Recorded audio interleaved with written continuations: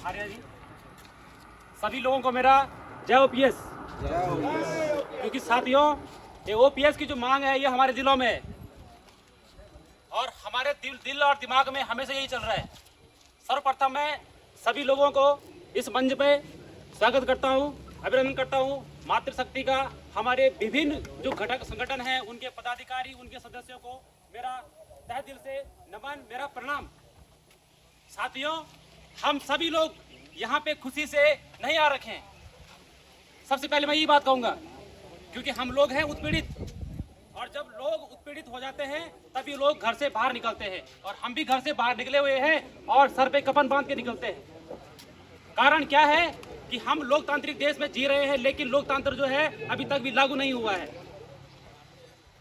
आप लोगों ने देखा होगा कि 1 अप्रैल से जो है यूपीएस, जो ये उल्टी पुल्टी पेंशन स्कीम है, लागू हो चुकी है। सरकार कहती है कि एनपीएस ठीक नहीं है, कर्मचारियों के हित में नहीं है। सरकार ने उस चीज को अपने दिल से, अपने मन से, अपने मस्तिष्क से कह दिया है कि एनपीएस क्लियर कट ठीक नहीं है।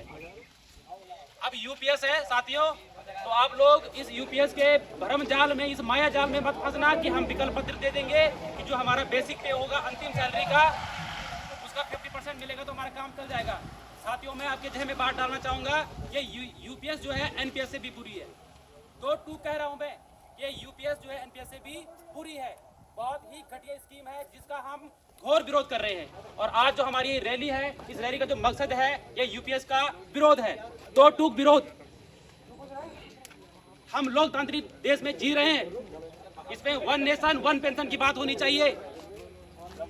उत्तराखंड 27 जनवरी 2025 को यूसीसी लागू कर चुका है, और मुझे लगता है जो हमारे देश में अर्थशास्त्री हैं, इनको यूसीसी का मतलब पता नहीं है, इनको समानता के अधिकार के बारे में पता नहीं है।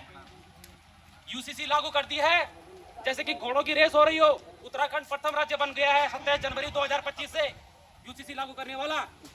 और देखो आप यहाँ पे मसला क्या है, अपने लिए, माननीयों के लिए ओपीएस है। जितनी बार विधायक बनेंगे उतनी बार वो ओपीएस लेंगे। जितनी बार पेंशन में बढ़ोतरी होगी, चाहे 5 बार होगी तो 5 बार की जो पेंशन होगी बढ़ोतरी होगी। और कर्मचारियों के लिए लगातार काले कानून लाए जा रहे हैं और जनता को तालियां पिटाई जा रही है कि हमने उत्तराखंड के विकास रथ को बहुत आगे बढ़ा दिया है, आसमान में उड़ा दिया है। मैं माननीय धामी जी से दो टूक बात कहना चाहूंगा कि हम उस दिन खुश होंगे यूसीसी के लिए जिस दिन कर्मचारियों के लिए भी और मानव के लिए भी एक समान पेंशन स्कीम होगी। उस दिन हमें लगेगा कि भारत में समानता का अधिकार लागू हो गया है। अदरवाइज हम यही कहेंगे समानता का अधिकार सिर्फ कानून बना हुआ है, कानून बना हुआ है, एक कागजों तक सीमित है, धरातल पे कुछ नहीं है। अगर यूसीसी लागू हुई होती तो माननीय भी जो है यूपीएस के दायरे में आते और सभी कर्मचारी भी यूसीसी के दायरे में आते, या तो सभी माननीय ओपीएस में होते और सभी कर्मचारी भी ओपीएस में होते, जिसे कहते हैं समानता का अधिकार। क्योंकि यूसीसी जो है वो सीधा इंडिकेटर है, सीधा द्योतक है कि समानता लानी है। ऐसी भी क्या समानता है, माननीय के लिए अलग पेंशन और कर्मचारियों के लिए अलग पेंशन। तो मेरी आवाज, मैं सभी जितने भी हमारे पत्रकार साथी हैं, जितने भी हमारे साथी हैं, क्रांतिकारी साथी हैं, किसी न किसी माध्यम से मेरी आवाज को हर जगह भारत के हर कोने में पहुंचाएं, चाहे आप लाइव चलाओ। मैं दो टूक कहता हूं माननीय मोदी से, जो हमारे माननीय मोदी जी हैं। मैं भी दिल्ली जंतर मंदिर में गया था, जो हमारी जो ऐतिहासिक रैली चली थी, पैदल यात्रा, उसमें भी यही बात सामने आई थी। 16 जो तारीख थी हमारी इस महीने की मार्च में, 16 तारीख से लेकर 23 तारीख हमारा जो है पैदल यात्रा चली, और जंतर मंतर में यही बात बोली।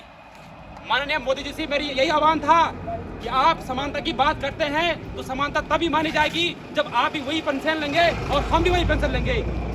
और मैं कल परसों एक वीडियो में देख रहा था, एक जो अर्थशास्त्री हमारे जो अड्डेवा जो संघ है पेंशन के लिए, देश बंधु जी, हाँ विजय कुमार बंधु जी, उनसे एक बंदा जो है, एक अर्थशास्त्री जो है बात कर रहा है कि कर्मचारी क्या है, चंद कर्मचारियों के लिए हम ये पेंशन लागू नहीं कर सकते, देश पे बोझ पड़ जाएगा। मैं उस अर्थशास्त्री तक अपनी बात पहुंचाना चाहूंगा कि कोरोना काल में हम लोगों ने सर पे कफन बांधे हुए थे, हमने अपनी मौत को सामने से दिया है, देखा हमने लोगों को मरते हुए, हमने ड्यूटी की।